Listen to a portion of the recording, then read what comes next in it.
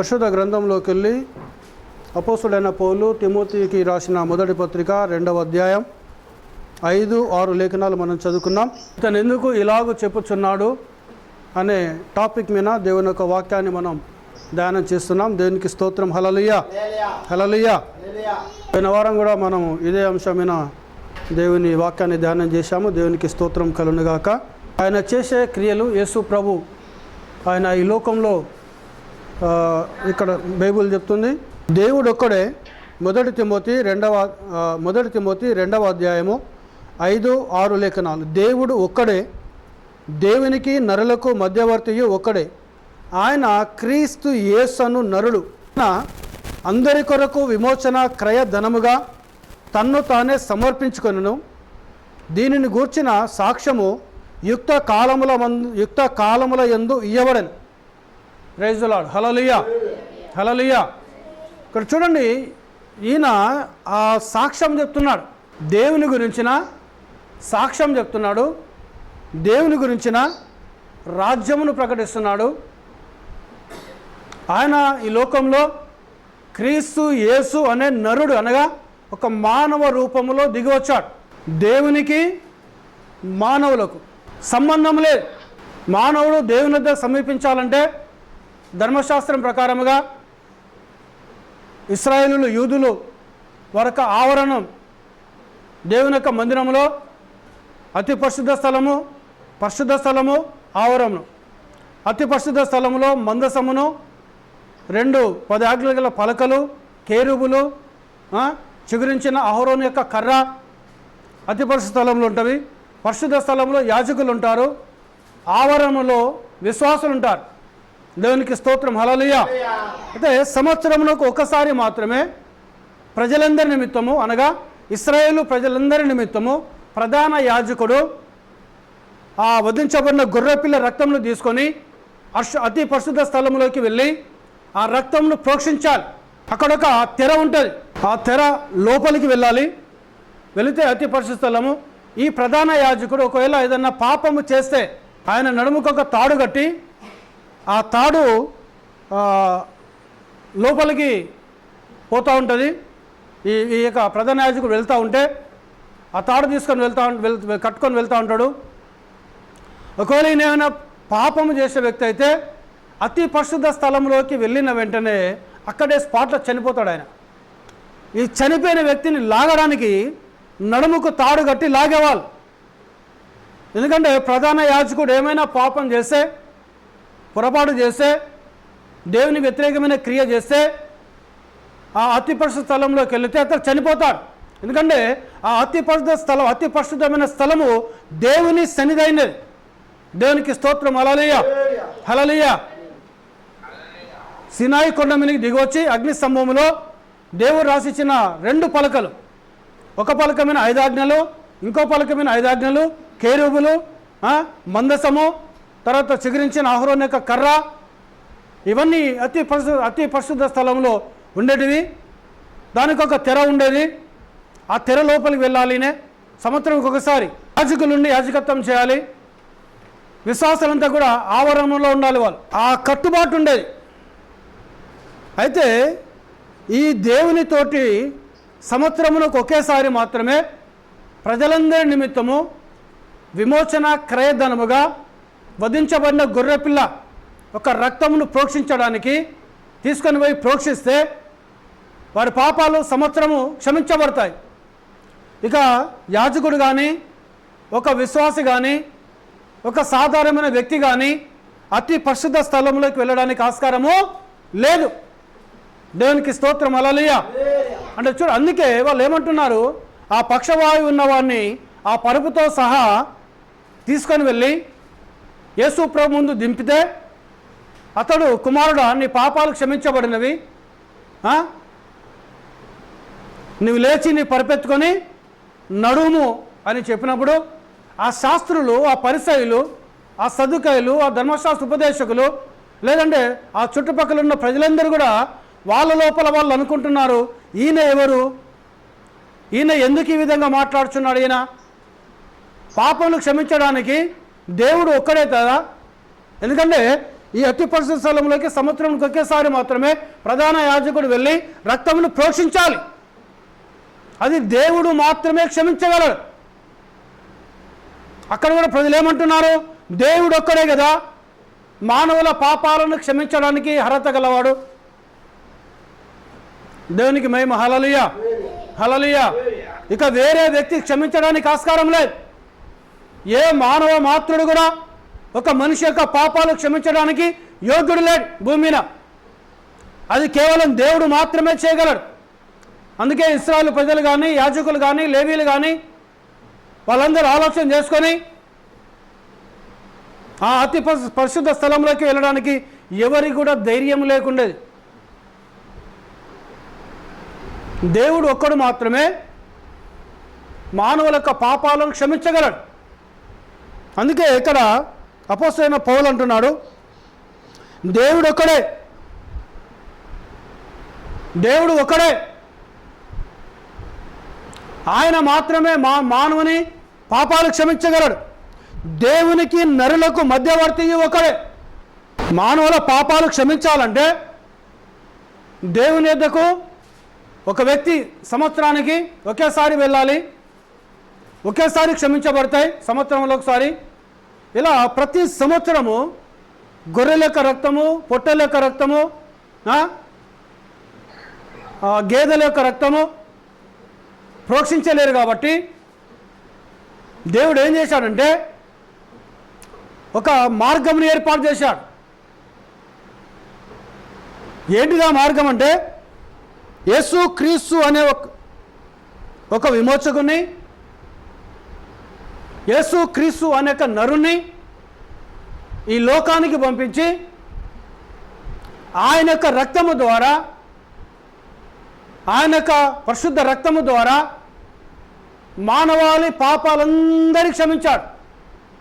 యోహాను అన్నాడు, లోక పాపమును మోసుకొని పోవు దేవుని గొర్రెపిల్ల అయిన తీసుకున్నాడు. యోర్దాను నదిలో యేసుక్రీస్తు యోహాను చేత ఆయన నడుచుకుంటూ పోతున్నాడు.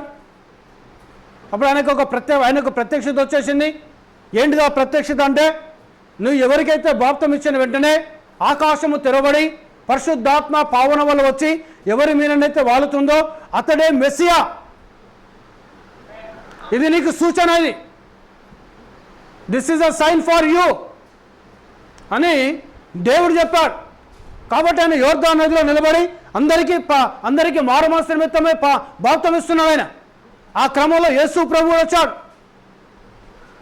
ఆయన వచ్చిన వెంటనే యోహానులో ఉన్న బాప్తం ఇచ్చి యోహానులో ఉన్న వాక్యమైన దేవుడు ఆయన ఎద్దుకు వచ్చిన వెంటనే ఆయనను వారించాడు. ప్రభువా, నేను నీ చేత బాప్తిజం పొందవలసిన వాడునై ఉండగా నీవు నా ఎద్దుకు వచ్చుచున్నావా అని అన్నాడు. అప్పుడు అన్నాడు ఏమని? ప్రభు ఏమన్నాడు? నీతి యావత్తు ఇలాగూ నెరవేర్చుట మనకు తెగినది, ఇప్పటికి ఇలాగూ కానిమునేవు. దేవునికి స్తోత్రం, హల్లెలూయా. ఎందుకు ఆయన బాప్తం తీసుకున్నాడంటే, వాస్తవానికి యేసు ప్రభు బాప్తం తీసుకోవాల్సిన అవసరం లేదు. కానీ ఈరోజు ఒక విశ్వాసికి మాదిరికరంగా ఉండడానికి, క్రైస్తవులకు మాదిరికరంగా ఉండడానికి ఆయన బాప్తిజం తీసుకున్నాడు యోహాను చేత. అది మొదటిది. రెండవది ప్రాముఖ్యమైనది ఏంటనగా, ఒక పశువును బలివ్వడానికి ముందు ఆ పశువు నీళ్ళతో కడుగుతారు, పూర్తిగా కడుగుతారు. ఆ పశువును శుభ్రంగా కడుగుతారు. దాన్ని ఎలాంటి మైల లేకుండా, ఎలాంటి మురికి లేకుండా శుభ్రంగా పశువును కడుగుతారు. ఆ పశువును శుభ్రంగా కడిగిన తర్వాత ఆ పశువును బలిపీఠాన్ని పెట్టి బలివ్వడము ప్రారంభిస్తారు. ఈయన యేసు క్రీస్తు ఇక్కడ ఏమంటారు అపోస్తలుడైన పౌలు, ఈయన అందరి కొరకు విమోచన క్రయధనముగా,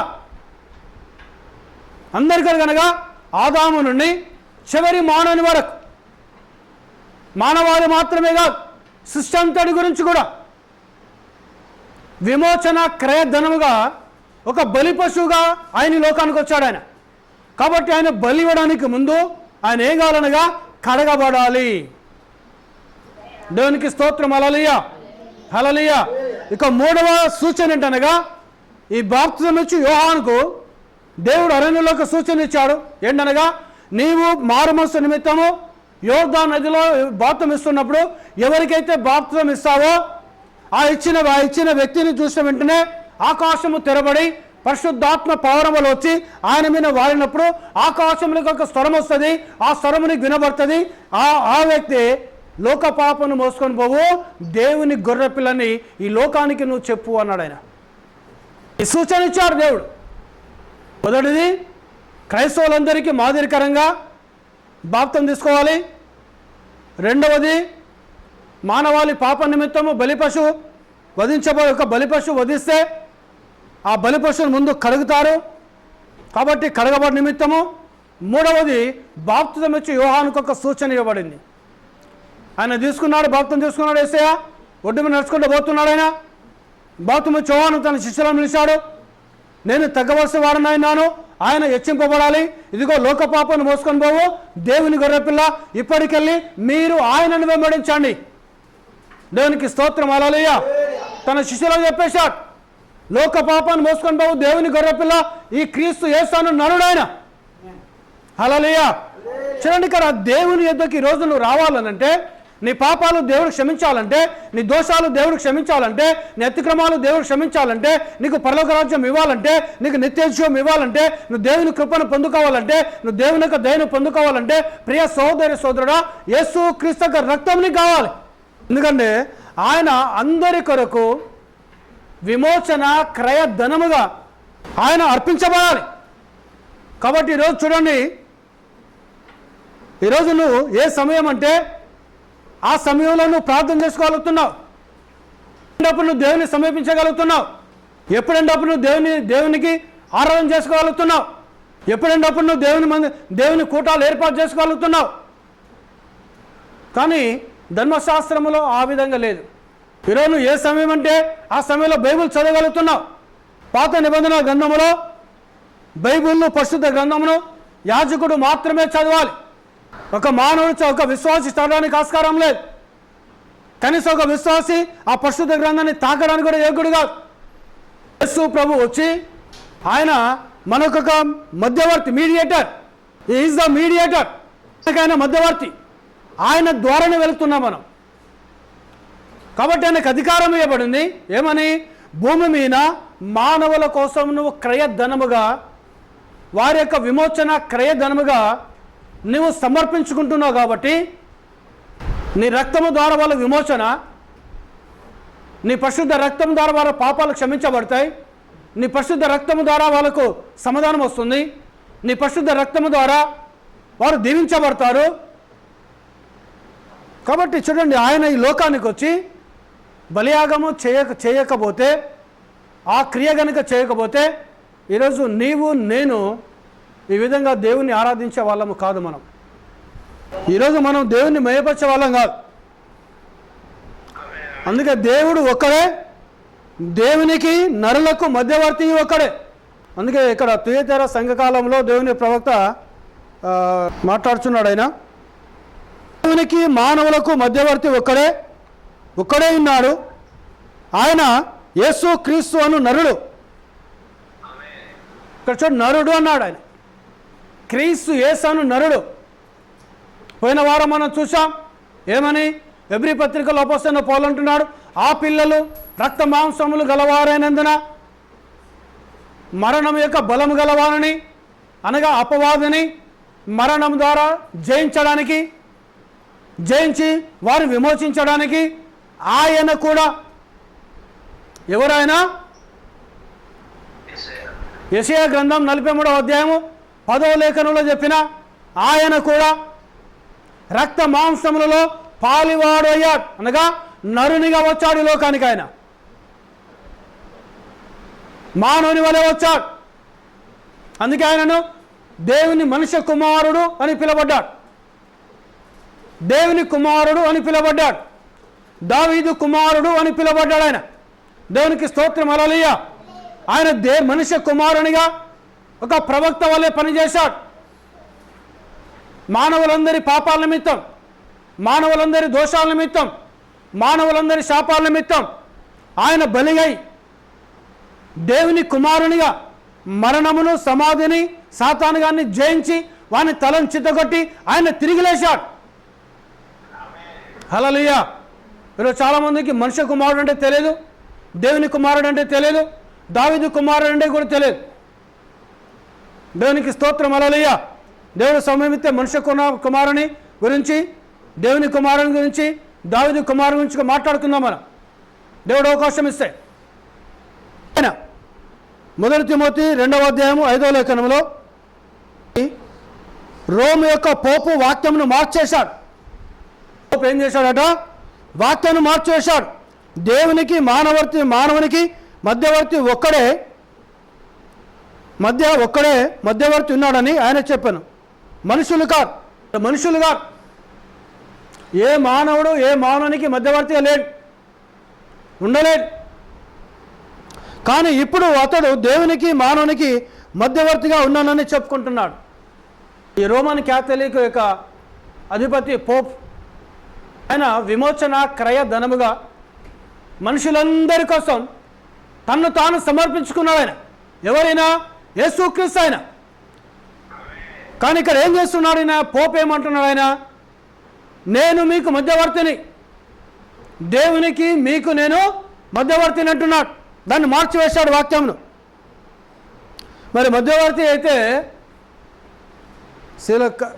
కొరడాలతో కొట్టబడాలి, ముళ్ళ కిరీటం పెట్టబడాలి,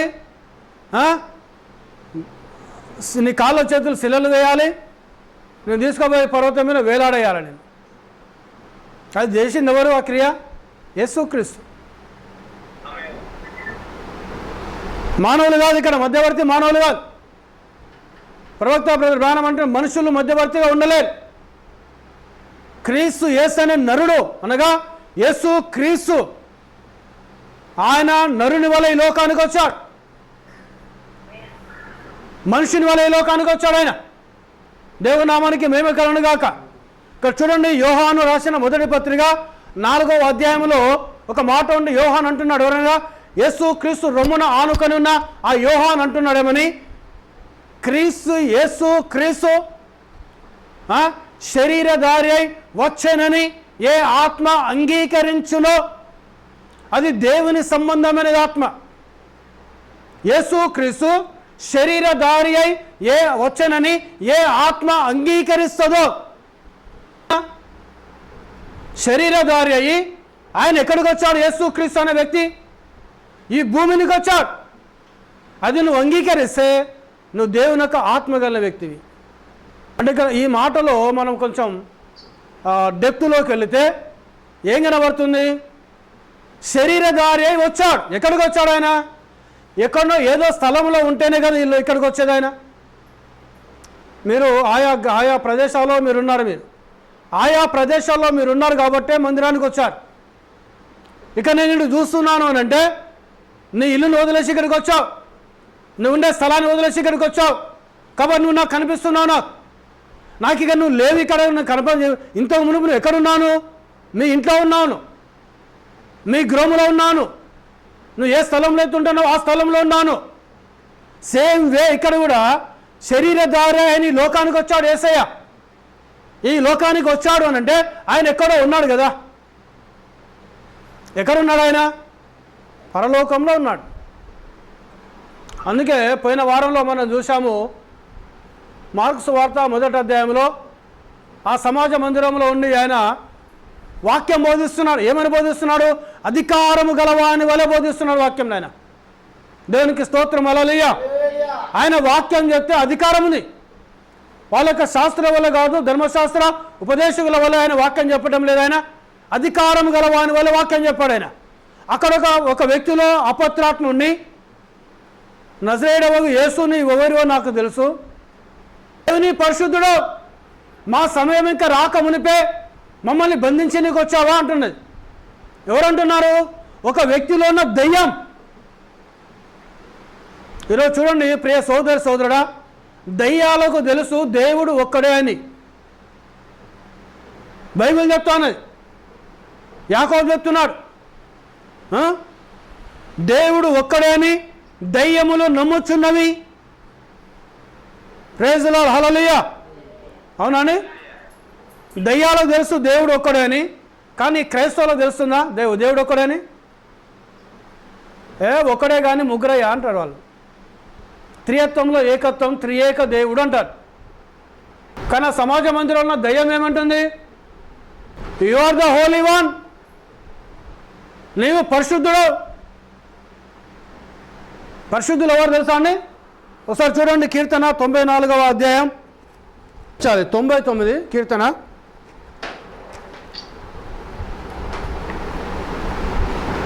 3వ లేఖనము 9వ లేఖనం చదవండి ఒకసారి. ఎవరు ఇక్కడ పరిశుద్ధుడు ఎవరో చెప్తున్నాడు?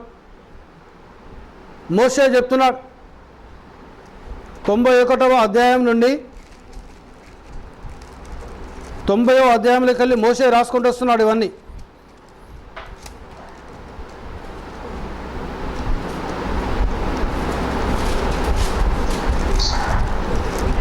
తొంభై 99వ అధ్యాయం 3వ లేఖనం చదవండి. భయంకరమైన నీ గొప్ప నామమును వారు స్తుతించెదరు, యెహోవా పరిశుద్ధుడు. హల్లెలూయా, హల్లెలూయా. ఎవరట పరిశుద్ధుడు? పాత నిబంధన గ్రంథములో ఉన్న ఏ దేవుడైతే ఉన్నాడో, మోషే యుద్ధకు వచ్చి మాట్లాడిన ఏ దేవుడైతే మాట్లాడాడో ఆయన పరిశుద్ధుడు. ఆయన హల్లెలూయా, హల్లెలూయా. దేవునికి మహిమ కలుగును గాక. ఇప్పుడు మార్కు సువార్త 1వ అధ్యాయంలో ఆ సమాజ మందిరంలో ఉన్న ఒక వ్యక్తిలో ఉన్న దయ్యం ఏమంటుంది? నీవు దేవుని పరిశుద్ధుడు. ఇద్దరు ఉంటారు ఆ పరిశుద్ధులు. పరిశుద్ధులు కాదు, పరిశుద్ధుడు సింగులర్, ఏకవచనం. మాత్రమే పాపాలు క్షమించగలడు. హల్లెలూయా. ఒక పాపి ఇంకొక పాపిని క్షమిస్తాడా? క్షమించలేడు. ఇప్పుడు నేను పాపిని, నేను దేవుని కృపచేత రక్షించబడ్డ పాపిని, నేను నీ కొరకు ప్రార్థన చేస్తే దేవుని దీవిస్తాడు కావచ్చు, కానీ పాపాలను క్షమించే అధికారం నాకుందా? ఒక మానవుని నేను. ఎవరికి ఉన్నది పాపాలను క్షమించే అధికారం?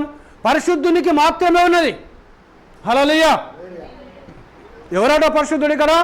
99వ అధ్యాయం కీర్తనలు 3వ లేఖనం, భయంకరమైన నీ గొప్ప నామమును వారు స్తుతించెదరు, యెహోవా పరిశుద్ధుడు. హల్లెలూయా. మానవులు కాదు పరిశుద్ధులు, కాదు పరిశుద్ధులు, ఫాదర్లు కాదు పరిశుద్ధులు, పాస్టర్లు కాదు పరిశుద్ధులు, దేవుడు మాత్రమే పరిశుద్ధుడు అయినాడు. వాక్యం ఏమంటున్నాడు?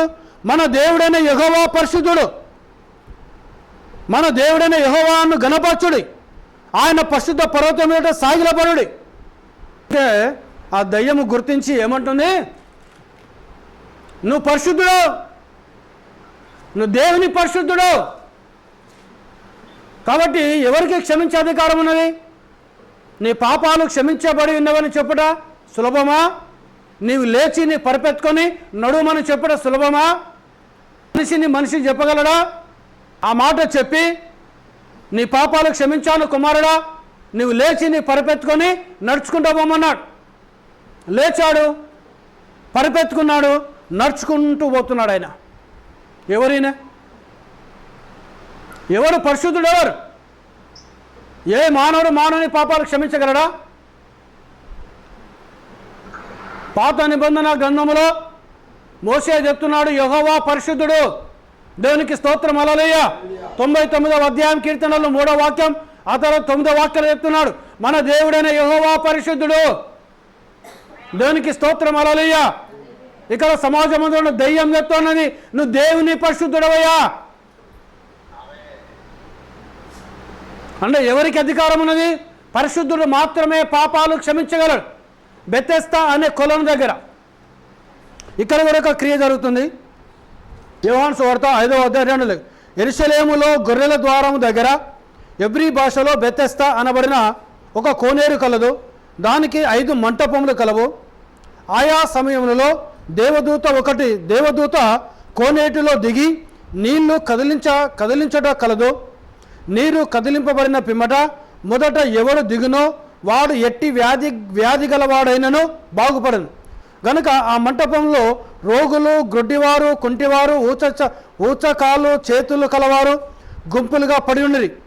అక్కడ 38 ఏండ్ల నుండి వ్యాధి గల ఒక మనుషుడు ఉండను. బెతెస్దా అనగా అర్థం ఏంటిది? గొర్రెల ద్వారం ఉన్నది. మంటపం ఉన్నది. ప్రాముఖ్యత ఏంటంటే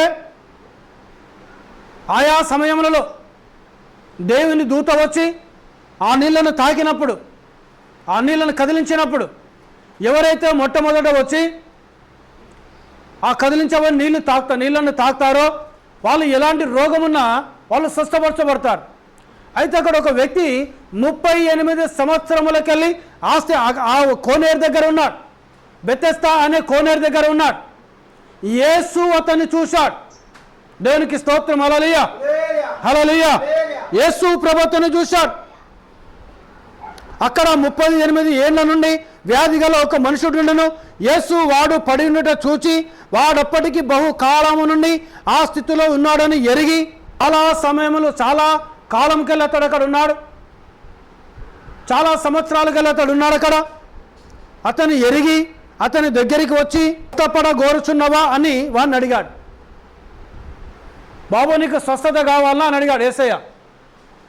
అడిగినప్పుడు ఆ రోగి అంటున్నాడు, ఆ రోగి, అయ్యా నీళ్లు కదిలింపబడినప్పుడు నన్ను కోనేటిలోకి దించుటకు నాకు ఎవడునూ లేడు గనుక నేను వచ్చినంతలో మరి ఒకడు నాకంటే ముందుగా దిగునని ఆయనకు ఉత్తరం ఇచ్చాను. ఒక దేవుని దూతకు ఉన్న శక్తి, ఇక్కడ యేసయ్యకున్న శక్తిని మనం చూద్దాం. మనం ఆయా సమయాల్లో దేవుని దూత వచ్చి ఆ కోనేరులో ఉన్న నీళ్లను కదిలించేవాడు. ఆ నీళ్లను ఎవరైతే తాకుతారో తాకిన వెంటనే అతడు ఎలాంటి రోగైనా స్వస్థపరచబడతాడు. అనేక 38 సంవత్సరాల కానుండి ఆ స్థితిలో ఒక వ్యక్తి ఉన్నాడు. బహుకాలంకెళ్ళి అక్కడ ఉన్నాడు. యేసు అతని దగ్గరికి వెళ్ళి నీవు స్వస్థపడాలనుకుంటున్నావా అన్నాడు.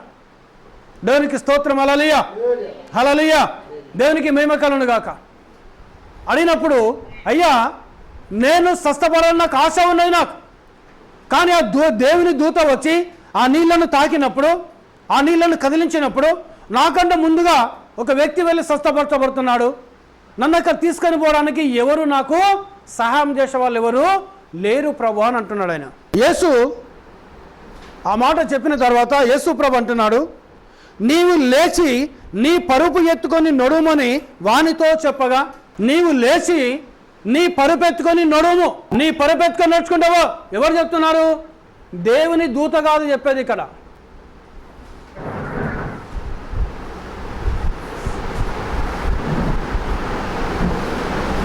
దేవుని దూతగా చెప్పేది ఎవరు చెప్తున్నారు? యేసు ప్రభు చెప్తున్నారు. ఆ మాట చెప్పిన వెంటనే వాడు స్వస్థత నుండి తన పరుపెత్తుకొని నడిచాను. ఆ దినము విశ్రాంతి దినము గనక యూదులు ఇది విశ్రాంతి దినము కదా, నీవు నీ పరుపు ఎత్తుకొన్న తగదే అని స్వస్థత నొందిన వానితో చెప్పిరి. విశ్రాంతి దినం ప్రకారముగా విశ్రాంతి దినం నాడు పని చేయొద్దు. వాస్తవానికి మంచిది కాదు.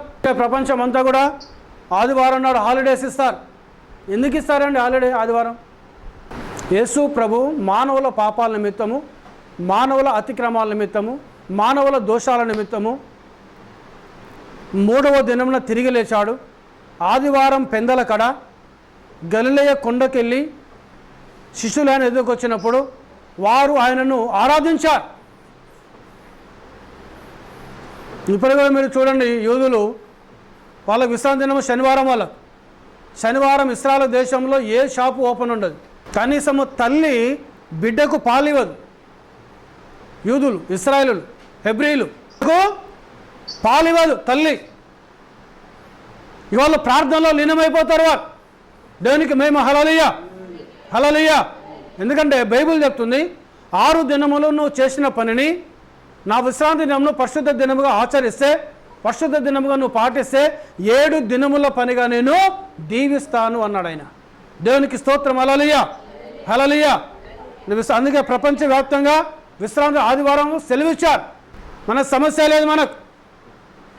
ఎందుకనంటే అతి పరిశుద్ధ స్థలంలోకి సంవత్సరానికి ఒకేసారి వెళ్ళాలి. కానీ ఆయన వచ్చి విమోచన, అందరి కొరకు విమోచన క్రయధనముగా తన ప్రాణమును సమర్పించాడు. ఆయన సమర్పించిన తర్వాత ఆ దేవాలయంకున్న తెర పై నుండి కిందికి 2గా చినిగింద తెర. దేవునికి స్తోత్రం. హల్లెలూయా. అంటే అతి పరిశుద్ధ స్థలముకు ఆవరముకు మధ్యలో ఉన్న తెర, అనగా ఆ తెర పై నుండి కిందికి చింపేశాడు దేవుడు. ఇక ఎవరికి అడ్డు లేదు అక్కడ. అందుకే నువ్వు ఏ సమయం అంటే ఆ సమయంలో ప్రార్థన చేసుకోగలుగుతున్నావు. ఏ సమయంలో అంటే ఆ సమయంలో మనము కూటాలు పెట్టుకోగలం. ఏ సమయంలో అంటే ఆ సమయంలో మనము గృహకూటం పెట్టుకోవచ్చు, ఉపవాస ప్రార్థన, ఓల్ నైట్ ప్రేయర్ కావచ్చు, కూటాలు కావచ్చు, ఏదైనా చేసుకోగలం మనం దైవ సంబంధమైన క్రియలను. మనం దేనికి స్తోత్రం, హల్లెలూయా, దేనికి మహిమ కలుగును గాక. దినమంతా పని పెట్టుకుంటే సాయంత్రం కూడా పెట్టుకోవచ్చు మనం ప్రార్థన. సండే ఈవినింగ్ కూడా కొన్ని అమెరికా కానీ యూరోప్ దేశాల్లో కానీ కొన్ని ప్రాంతాల్లో సండే ఈవినింగ్ కూడా ప్రార్థన పెట్టుకుంటారు. దేవునికి మహిమ, హల్లెలూయా. సమయం అనక ఆ సమయం అనక దేవునిను ఆరాధించాలను. కాబట్టి ఆ తెర పైనుండి రెండుగా చింపేశాడు దేవుడు. ఇక నీకు అడ్డు లేదు దేవుని సమీపించడానికి. ఎవరి ద్వారా నువ్వు దేవుని దగ్గర వెళ్ళాలి? యేసు క్రీస్తు అనే నరుని ద్వారా వెళ్ళాలను. ఇక్కడ యేసు క్రీస్తు ఏమంటున్నాడు? 38 సంవత్సరాల నుండి ఆ అనారోగ్యంతో పడిన వ్యక్తిని నీవు లేచి నీ పరిపెట్టుకొని నడుచుకుంటూ వెళ్ళమన్నాడు. అది విశ్రాంతి దినం. ఈయనకు తెలియదా యేసయ్యకు? నీ శిష్యులు విశ్రాంతి దినం నాడు నువ్వు ఎందుకు స్వస్థత చేశావు ప్రభా అని అడిగారు యేసు ప్రభుని. అప్పుడు యేసు ప్రభు అన్నాడు, మీకు గొర్రెలు ఉంటే మీ గొర్రె ఒక గోతులో పడితే దాన్ని పోయి పైకి తీయవాను? నీ పశువు గోతులో పడితే నువ్వు దాన్ని పైకి తీయవా? అలాగే ఉంచావా దాన్ని అని సమాధానం చెప్పాడు ఇక్కడ ఆయన. విశ్రాంతి దినం కాబట్టి నీ పరుపు ఎత్తుకున్న తగదే అని అన్నాడు. అందుకు వాడు, నన్ను స్వస్థపరిచిన వాడు నీ పరుపెత్తుకొని నడుమని నాతో చెప్పాను. నన్ను ఎవరైతే స్వస్థపరిచాడో దేవునికి మేము హల్లెలూయా. ఇప్పుడు దూత నీళ్ళలోకి వచ్చి తాకిన దూత కాదు, దూత కంటే గొప్ప వ్యక్తి వచ్చాడు ఇక్కడికి. ఎవరైనా? నజరేయుడైన యేసు ఆయన. ఈ దూత వచ్చి కూడా ప్రభు ఇలాగ సెలవిచ్చుచున్నాడు అనాలి, ప్రభు నామంలో చెప్తున్నాను అనాలి. దేవునికి మేము హల్లెలూయా. బాప్తిస్మం యోహాను యొక్క తండ్రి యొద్దకు వచ్చి అదే మాట్లాడాడు. నేను ప్రభు సమ్ముఖంలో ఉండు గాబ్రియేలు దూతను, ఆయన పంపిస్తే నేను ఇక్కడికి వచ్చాను నేను అన్నాడు ఆయన. యోసేపు దగ్గరికి వచ్చి కూడా మాట్లాడిండు. తర్వాత మరియమ్మ దగ్గరికి కూడా వచ్చి మాట్లాడిండు. దేవునికి మహిమ, హల్లెలూయా. ఒక బైబిల్ గ్రంథంలో అనేక భక్తుల దగ్గరకు వచ్చి కూడా ఆ దేవుని దూత గాబ్రియేలు దూత, మిఖాయేలు దూతలు వచ్చి ప్రజలతో దేవుని బిడ్డలతో మాట్లాడారు. ప్రభు ఇలా సెలవిచ్చుచున్నాడు అన్నారు. కానీ ఇక్కడ ఈయన యేసు ప్రభు ఇలా సెలవిచ్చుచున్నాడు అని అంటలేడు కదా. నువ్వు లేచి నడవమన్నాడు, నీ పరిపెత్తుకొని నడుచుకోవమన్నాడు. దేవునికి మహిమ, హల్లెలూయా. దేవునామానికి ఘనత కలుగును గాక. ఆ విశ్రాంతిని నన్ను స్వస్థపరిచిన వాడు. ఎవరు స్వస్థపరిచారు? యేసు క్రీస్తు అనే వ్యక్తి స్వస్థపరిచాడు. ఎందుకు ఆయన స్వస్థపరిచాడు? ఆయన స్వస్థపరిచే శక్తి ఆయనలో ఉన్నది. ఆయన పరిశుద్ధుడు. ఆయన అతని పాపాలు క్షమించబడాలి. ఈరోజు నువ్వు దీవించబడాలంటే ప్రియ సోదరుడా, నీ పాపాలు ఒప్పుకోనంత వరకు, నీ అతిక్రమాలు ఒప్పుకోనంత వరకు, నీ తప్పులు ఒప్పుకోనంత వరకు దేవుని కృప నీ మీనికి రాదు, దేవుని ఆశీర్వాదం నీ మీనికి రాదు, దేవుని దీవెనలు నీ మీనికి రావు. ప్రియ సోదరుడా, నువ్వు దేవుని దగ్గరికి వచ్చి ప్రభా నేను పాపిని నాయన నన్ను క్షమించు తండ్రి అని ప్రతిరోజు, ప్రతి క్షణము, ప్రతి సమయంలో కూడా యేసయ్య దగ్గర ఒప్పుకోవాలి మనం. హల్లెలూయా. అప్పుడు దేవుని రక్తం అనగా యేసు క్రీస్తు రక్తం వచ్చి మనల్ని కడిగి వేస్తాయి. నన్ను స్వస్థపరిచిన వాడు నువ్వు లేచి నీ పరిపెత్తుకొని నీ ఇంటికి వెళ్ళమన్నాడు. వారు నీ పరుపు ఎత్తుకొని నడవమని నీతో చెప్పిన వాడెవడని వాడిని అడిగిరి. ఆయన ఎవరో ఆయన ఎవడో స్వస్థత నొందిన వానికి తెలియలేదు. అసలు నేను యేసు క్రీస్తు అనే సంగతి కూడా ఆయనకు తెలియదు. ఆ చోట గుంపు కూడి ఉండను కనుక యేసు తప్పించుకొని పోయాను. అటు తర్వాత యేసు దేవాలయంలో వారిని చూచి, ఇదిగో స్వస్థత నొందితివి, మరి ఎక్కువ కీడు నీకు కలగకొనినట్లు ఇక నువ్వు పాపము చెయ్యకుమని చెప్పాను. దేవాలయంలో అక్కడికి వెళ్ళి చాలా గుంపులుగా ఉన్నారు. ఆ అద్భుతం చేశాడు యేసయ్య. అక్కడికి వెళ్ళి తప్పించుకొని వెళ్ళిపోయాడు ఆయన. ఒక దినం మళ్ళీ దేవాలయంలోకి వెళ్ళిన వాక్యం బోధిస్తున్నాడు యేసయ్య. ఆ స్వస్థత నొందినమని గుర్తుపట్టాడు.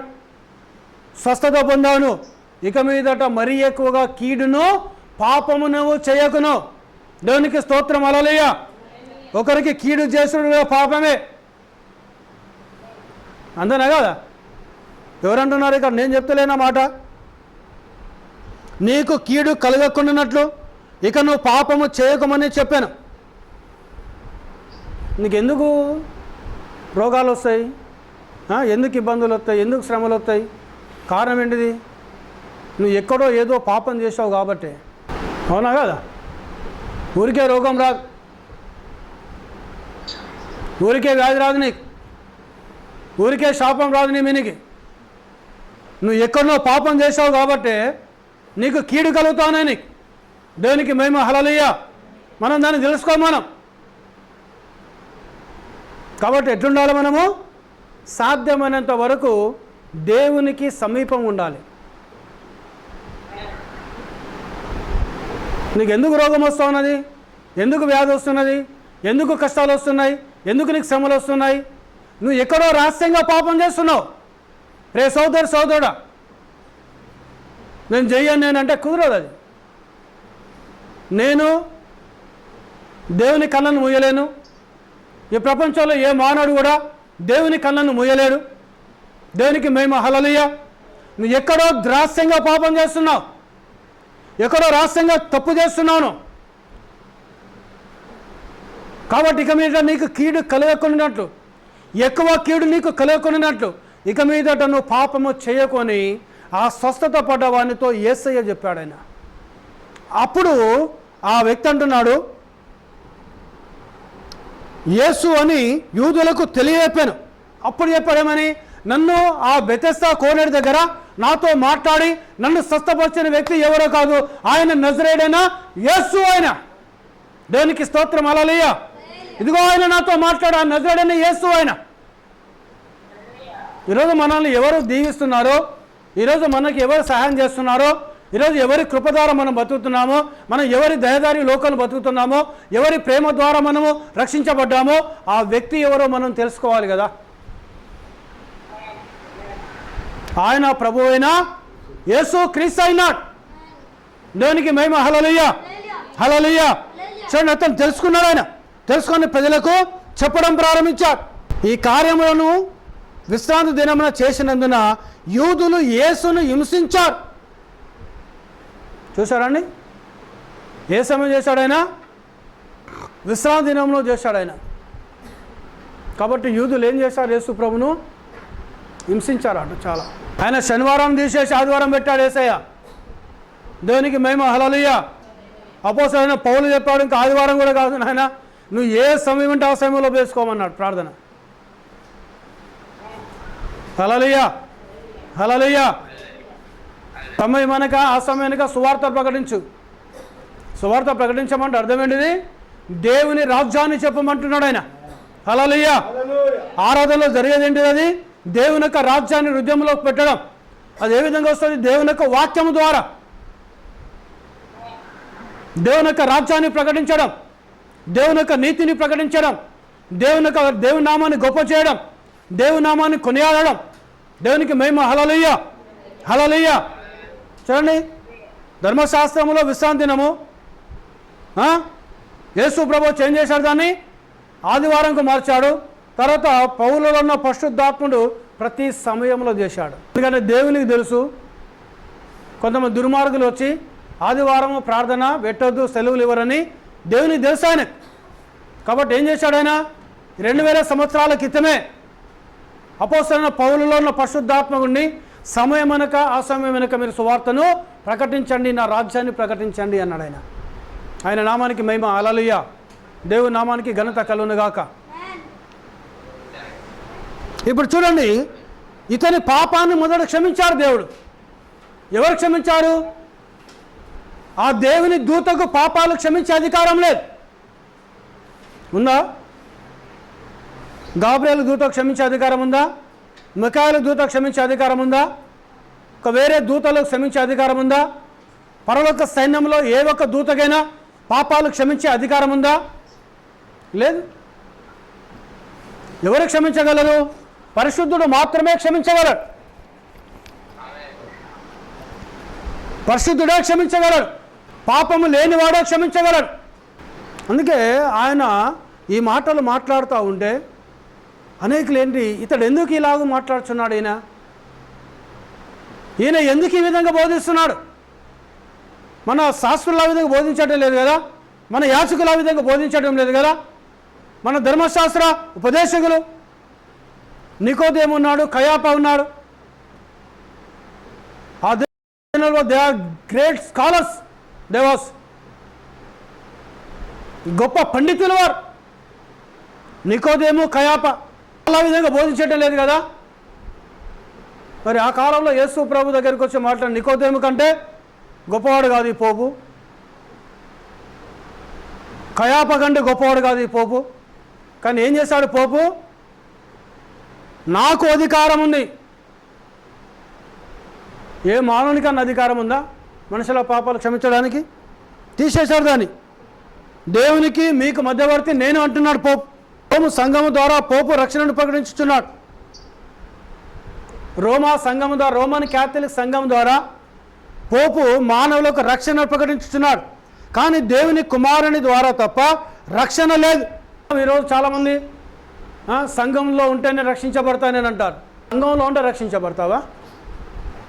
సంఘం రిజిస్టర్లో మా సంఘం చాలా పెద్ద సంఘం అండి, 1000 కుటుంబాలు ఉన్నాయి మా సంఘానికి, 100 కుటుంబాలు ఉన్నాయి మా సంఘానికి, 5000 కుటుంబాలు ఉన్నాయి మా సంఘానికి, 10,000 కుటుంబాలు ఉన్నాయి మా సంఘానికి. అన్ని సంఘ రిజిస్టర్లో పేర్లు ఉంటాయి. సంఘ రిజిస్టర్లో నీ పేరుంటే నీ పాపాలు క్షమించబడతాయా? నువ్వు సంఘములో వెళ్తే నీ పాపాలు క్షమించబడతాయా? అదేంటిది? అది మానవ సిద్ధాంతం, అది మానవుని యొక్క బోధ అయినది. ఎవరు నీ పాపాలు క్షమించాలి? సంఘము పరిశుద్ధుడు కాదు, పరిశుద్ధుడు కాదు. యేసు క్రీస్తు దేవుడు మాత్రమే పరిశుద్ధుడైనాడు. మరి యేసు ప్రభు పరిశుద్ధుడా అని ఒక సందేహం రావచ్చు మానవులకు కదా. ఏమన్నాడండి ఆయన? అప్పుడున్న శాస్త్రులతోటి, పరిసయ్యులతోటి, సద్దుకయ్యులతోటి, ధర్మశాస్త్ర ఉపదేశకులతోటి, యాజకులతోటి, లేవీలతోటి, ఇశ్రాయేలు సమాజముతోటి ఆయన ఒక సవాల్ చేశాడు యేసయ్య. ఏమన్నాడు ఆయన?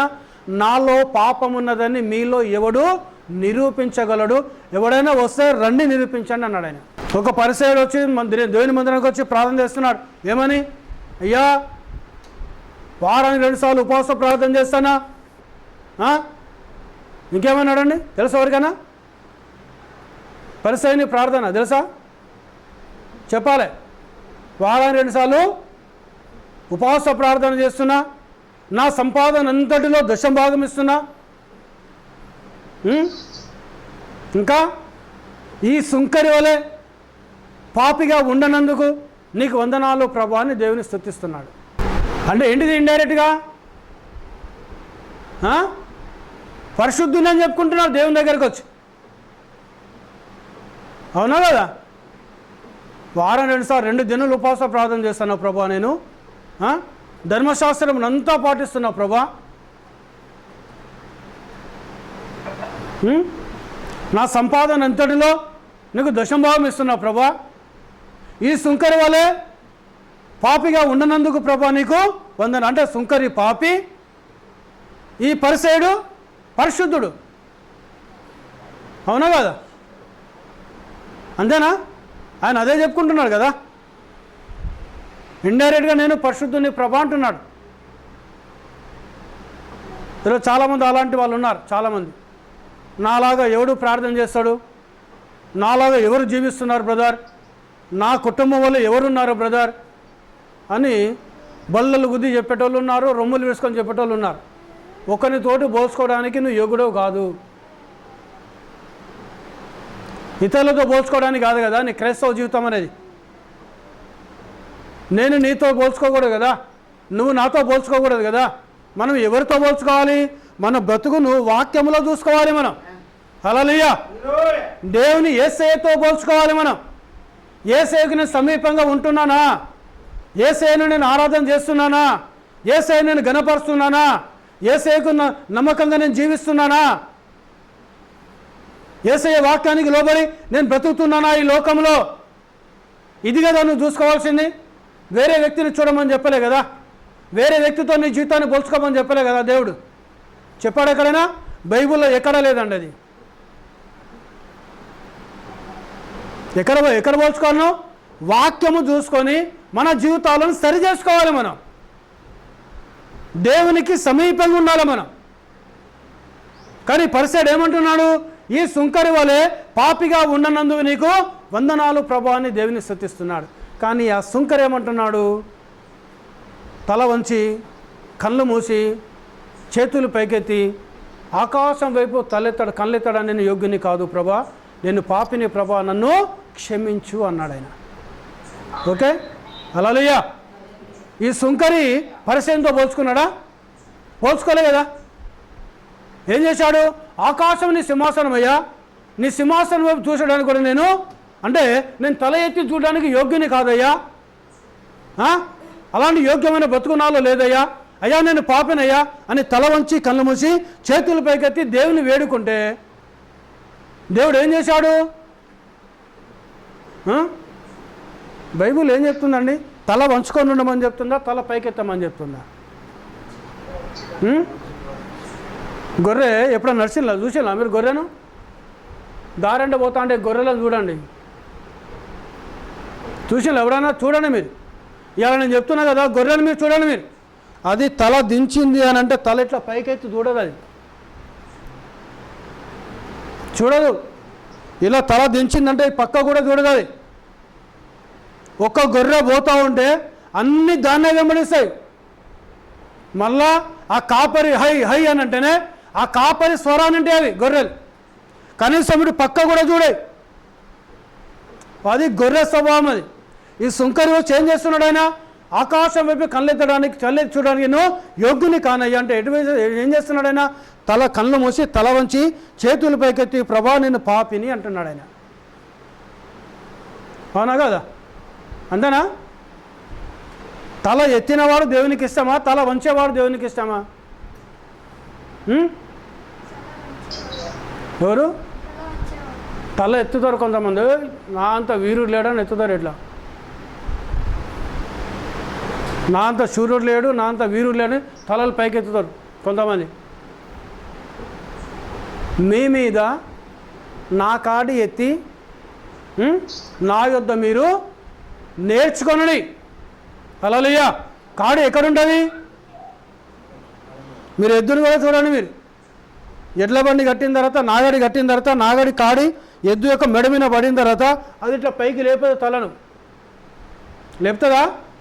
మీరు నాగడి దున్నే రైతుల దగ్గర పోయి చూడండి, మీరు ఎడ్ల బండి దగ్గర పోయి చూడండి. మీరు ఈ నా కాడి నా మెడ మీద పెట్టిన తర్వాత అది తల వంచుకొనే పోతా ఉంటుంది. అది దేవునికి స్తోత్రం. హల్లెలూయా. ఇక్కడ వాక్యం అనే కాడిని తల మీద ఉంటేనే తల వంగుతుంది. నీది వాక్యం అనే కాడిని తల మీద లేకపోతే నీ తల పైకి లేస్తుంది. ఈ తల పైకి లేవడమే గర్వం, అహంకారం, పొగరు. నువ్వు గొర్రెవైతే నీ తల వంచుతాను. ఈ సుంకరి అందుకే తల వంచి ప్రార్థన చేస్తున్నాడు. అప్పుడు దేవుడు ఏం చేశాడు? ఈ సుంకరి పాపాలు క్షమించాడు. నేను పరిశుద్ధుని ప్రభు అని ఇండైరెక్ట్గా చెప్పిన ఈ పరిసైన యొక్క పాపాలను వాని మీద పంపించేశాడు. దేవునికి స్తోత్రం. హల్లెలూయా. ఈరోజు దేవుని సముఖంలోకి వస్తున్నప్పుడు, అయ్యా నేను పాపిని తండ్రి, నా పాపాలు క్షమించయ్యా, నా కోసం నువ్వు రక్తం కార్చవయ్యా, నీ వాక్యమైన కాడి నా తల మీద పెట్టుకొని నేను మోసుకుంటూ పోతానయ్యా అని నేను తల వంచుకొని ముందుకెళ్ళాలను. అప్పుడు యేసయ్య కాడిని తల మీద ఉంటుంది, యేసయ్య వాక్యంని తల మీద ఉంటుంది. అప్పుడు దేవుడిని పాపాలు క్షమిస్తాడు, అప్పుడు దేవుని అతిక్రమాలు క్షమిస్తాడు, అప్పుడు దేవుని దోషాలు క్షమిస్తాడు, అప్పుడు దేవుని తప్పులను క్షమిస్తాడు ఆయన, అప్పుడు దేవుని దీవిస్తాడు ఆయన. దేవునికి మహిమ. హల్లెలూయా, హల్లెలూయా. అప్పుడు దేవుని ఆస్వాదిస్తాడు ఆయన. ఆయన నామానికి మహిమ కలుగును గాక. నేను సంఘంలో ఉంటే నా పాపాలు క్షమించబడ్డాయి, సంఘ రిజిస్టర్లో నా పేరుంటే నా పాపాలు క్షమించబడ్డాయి, నేను ఫలాని పేద సంఘానికి వెళ్తున్నా నా పాపాలు క్షమించబడ్డాయి అని అనుకుంటే, ప్రియ సోదరి సోదరుడా, నీవు పాపాలు క్షమించబడాయి.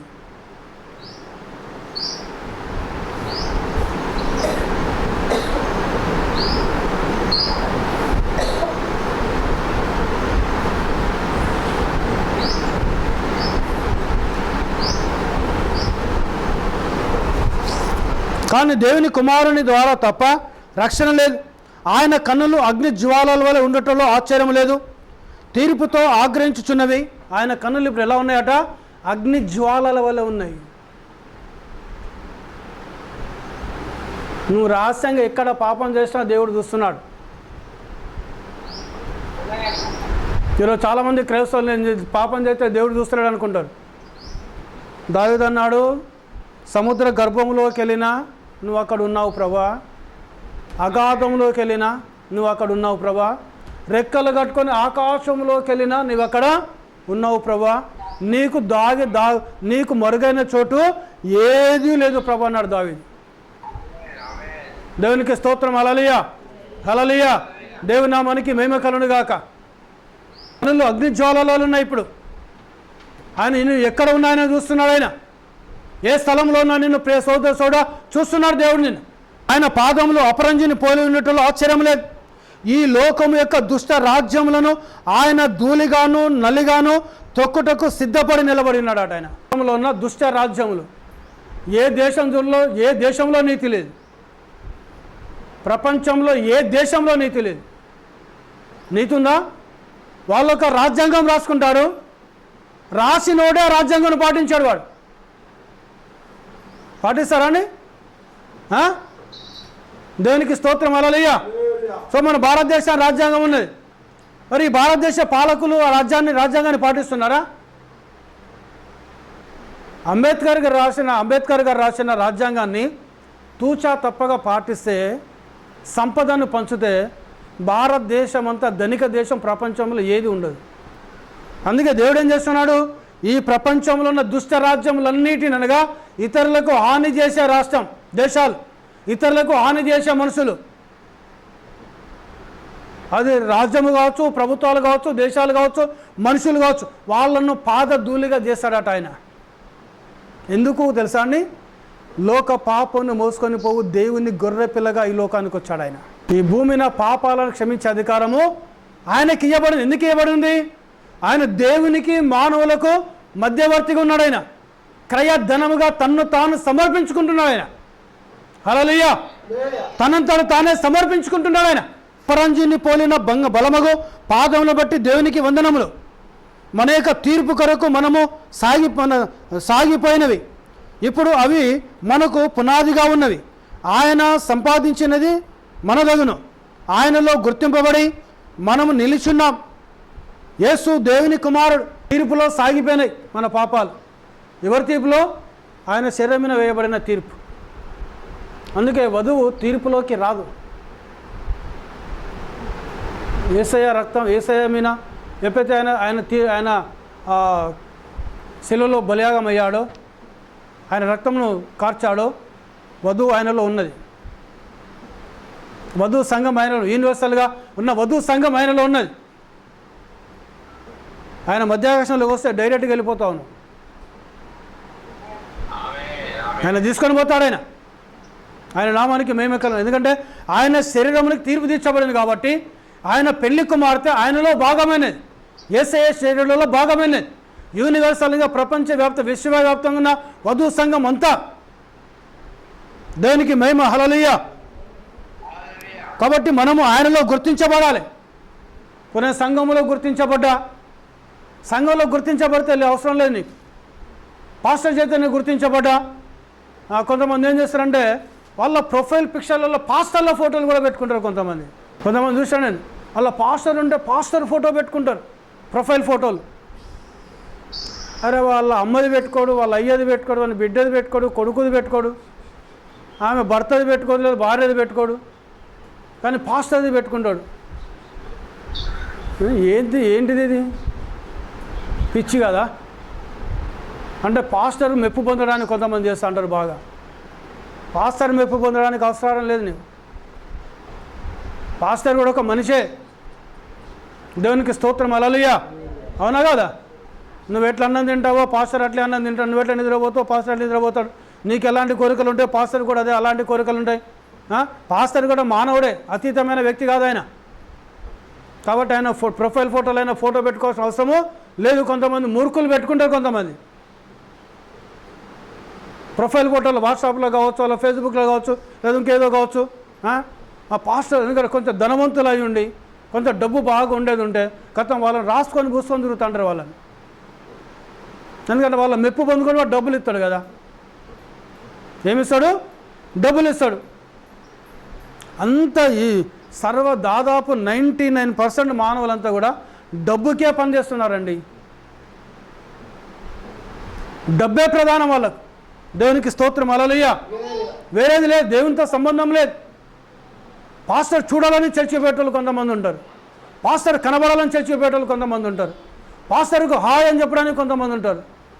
ఏంటండి ఇది? ఒక పెద్ద టాపిక్ అయితే చెప్పాలంటే ఎవరు జూనికి పోవాలను? యేసయ్యను కలుసుకోవడానికి పోవాలి. ప్రవక్త ఏమంటుండే ఇక్కడ, ఆయనలో గుర్తించబడడానికి నువ్వు మందిరానికి వెళ్ళాలను. దేవునికి స్తోత్రం. హల్లెలూయా. నువ్వు చర్చికి వస్తున్నావంటే యేసు క్రీస్తులో గుర్తించబడాలను, ఆయనలో గుర్తించబడాలి. ఆయన చేత నీ పాపాలు క్షమించబడాలి, ఆయన చేత నువ్వు దీవించబడాలి, ఆయన చేత నువ్వు స్వస్థపరచబడాలి. ఈరోజు చాలామంది తలకాని వచ్చిందంటే చర్చికి రారు. అమ్మ ఏమనుకోద్దామా? జ్వరం వచ్చిందంటే చర్చికి రారు. మరి జ్వరాన్ని పొడగొట్టే దేవుడు యేసయ్య కదా, తెలియదా? పాస్టర్ చెప్తలేడా వాక్యం? రోగం వచ్చిందంటే చర్చికి రారు. జ్వరం వచ్చిందండి ఇంటికాడ పడుకున్నాం, తలకాని వచ్చిందండి ఇంటికాడ పడుకున్నాం, పెళ్ళికి పోయినామండి, సావుకు పోయినామండి. యేసయ్య దగ్గరకు ఒక వ్యక్తి వచ్చాడు. మృతులు తమ మృతులను పాతి పెట్టుకుంటారు, నువ్వు వచ్చి నన్ను వెంబడించమన్నాడు. ఆయన తండ్రే చనిపోయాడు. ఎవరి తండ్రి? ఒక వ్యక్తి యొక్క తండ్రి చనిపోయాడు. కానీ ఆయనకు ఆశ ఉంది. ఏమని? ప్రభా, నేను నిన్ను వెంబడించాలనుకుంటున్నా ప్రభా, కానీ మా నాన్న చనిపోయాడు, నేను పోయి మా నాన్న సమాధి చేసి వచ్చి నిన్ను వెంబడిస్తాను ప్రభా అని అన్నాడు ఆయన. అప్పుడు యేసు ప్రభు ఏమన్నాడు? బాబు వెళ్ళి మీ నాన్న సమాధి చేసుకొని రా అన్నాడు. ఆయన అన్నాడని అనలేదు. ఆయన ఏమన్నాడు? మృతులు తమ మృతులను సమాధి చేసుకుంటారు, నువ్వు వచ్చి నన్ను వెంబడించు అన్నాడు ఆయన. హల్లెలూయా. అవునని ఇట్లా చెప్పినామనుకో వాక్యము, అబ్బో చూసినావా ఎట్లా చెప్తున్నాడు వాక్యం? ఇష్టం ఉండదు వాక్యం. చనిపోతే కూడా పోతా బ్రదర్. ఎంత సమయం అండి ఈరోజు? చాలా చనిపోతే ఎప్పుడు సమాధి చేస్తారు? సాయంత్రం 5 గంటలకు 6 గంటలకు సమాధి అవుతుంది ఒక వ్యక్తి చనిపోతే. ప్రపంచంలో ఎక్కడైనా కూడా లేదంటే ఆఫ్టర్నూన్ తర్వాత సమాధి చేస్తారు. కానీ ఒక 2 గంటలు దేవుని సమయం ఇచ్చి దేవుని మందిరంకి వచ్చి దేవుని ఆరాధన చేసుకొని దేవుని కృప పొందుకొని దేవుని దీవెనలు పొందుకొని దేవుని ఆశీర్వాదాలు పొందుకొని దేవుని దయను పొందుకొని నువ్వు వెళ్ళలేవా? వెళ్ళగలవా? లేదా? వెళ్ళొచ్చు కదా. అదొక సాకు. ఎందుకో ప్రజలకు నాకు అర్థం కాదు. నాకు ఆదివారం అంటేనే పెళ్ళిళ్ళు వస్తాయి, ఆదివారం అంటేనే పనులు వస్తాయి, దేవుని ఆరాధన సమయం అంటేనే మీటింగ్లు గుర్తొస్తాయి, అన్నీ గుర్తొస్తాయి. మరి సోమవారం కలిసి శనివారం వరకు లీవ్ పెట్టుకొని పోవచ్చు కదా. అది కాదు. అది అబ్బో ఒకరోజు లీవ్ తీసుకుంటే నా 1000 రూపాయల సాలరీ పోతుంది. నాది ఎంత దరిద్రుడు, నేను ఎంత దౌర్భాగ్యుడవు నువ్వు. దేవుడు తెలుసుకుంటే 1000 రూపాయలు అంటే ఒక ఆయన దెబ్బ కొడితే 1,00,000 2 లక్షలు అయితే ఖర్చు నీకు. ఒక్క దెబ్బ కొడితే దేవుడు. కానీ క్రైస్తవులకి ఇది లేదు. ప్రపంచంలో ఉన్న క్రైస్తవులకు లేదు ఇది. మళ్ళీ మేము క్రైస్తవులం ఏమంటారు, మేము దేవుని బిడ్డలం ఏమంటారు, మా దేవుడు గొప్పవాడు అంటారు. ఆయనలో గుర్తించడానికి మందిరానికి వచ్చేది, యేసయ్యలో గుర్తించబడడానికి మందిరానికి రావాలి. సంఘానికి ఎందుకు రావాలి? ఆయనలో గుర్తించబడడానికి.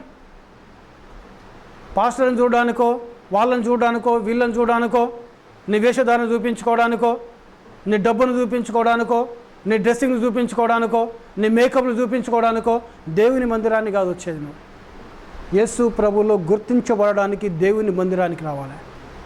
ఆయనలో గుర్తించబడితే ఆయన ఏం చేస్తాడు? ఆయన కృప మన మీద ఉంటే చాలు. నీ కృప ఉంటే చాలు ప్రభు అన్నాడు. ఎవరన్నారు? అపోస్తలుడైన పౌలు. దేవుడు ఏమన్నాడు? నా కృప నీకు తోడుగా ఉండును అన్నాడు ఆయన. ఈరోజు నాకైనా నీకైనా మనకైనా ఎవరికైనా యేసయ్య కృప ఉంటే చాలు మనకు. దేవునికి స్తోత్రం. హల్లెలూయా, హల్లెలూయా. చూడండి, ఆయనలో గుర్తించబడడానికి ఇక్కడ మధ్యవర్తి ఎవరు? ఇక్కడ క్రీస్తు యేసును నరుడు. దేవునికి స్తోత్రం. హల్లెలూయా. ఈయన ఎవరటైనా అందరి కొరకు, అనగా మనుషులందరి కొరకు, ఈయన అందరి కొరకు విమోచన క్రయధనముగా తన్ను తానే సమర్పించుకొనెను. అనగా ఆదాము నుండి చివరి మానవుని వరకు మానవుల అందరి పాపాల నిమిత్తము, మానవుల అందరి అతిక్రమాల నిమిత్తము, మానవుల అందరి యొక్క రక్షణ నిమిత్తము, మానవుల అందరి యొక్క విమోచన నిమిత్తము క్రయధనముగా తన్ను తాను సమర్పించుకున్నాడు. నీ పోపు కాదు, నీ పాస్టర్ కాదు, నీ ధనవంతుడు కాదు, నీ కోటీశ్వరుడు కాదు, నీ దేశము కాదు, నీ జిల్లా కాదు, నీ రాష్ట్రము కాదు, నీ తల్లి కాదు, నీ తండ్రి కాదు, నీ స్నేహితుడు కాదు, ఎవరు కాదు. యేసు క్రీస్తు తనంతా తానుగా వచ్చి ఏ పాపము లేని ఆయన, ఏ ఒక్క వ్యక్తి వచ్చి కూడా ఆయనలో పాపమును నిరూపించలేకపోయాడు, చూపించలేకపోయాడు. ఎవరికి ధైర్యం లేదు. అంటే ఎవరైనా పరిశుద్ధుడు, పాపము లేనివాడు పరిశుద్ధుడు. ఆ పరిశుద్ధుడు ప్రభు అయిన యేసు క్రీస్తు అయినాడు. ఆయన వచ్చి మానవాళి పాపాల నిమిత్తము ఉచితముగా తనంతట తానుగా సమర్పించుకున్నాడు. కాబట్టి భూమి మీద మనుషుల పాపాలు క్షమించే అధికారము ప్రభువైన యేసు క్రీస్తుకు ఉన్నది. దేవునికి స్తోత్రం. హల్లెలూయా, హల్లెలూయా. ఈ కొద్ది మాటలు ప్రభు దీవించి ఆస్వాదించునుగాక. ప్రార్థన చేసుకుందాం.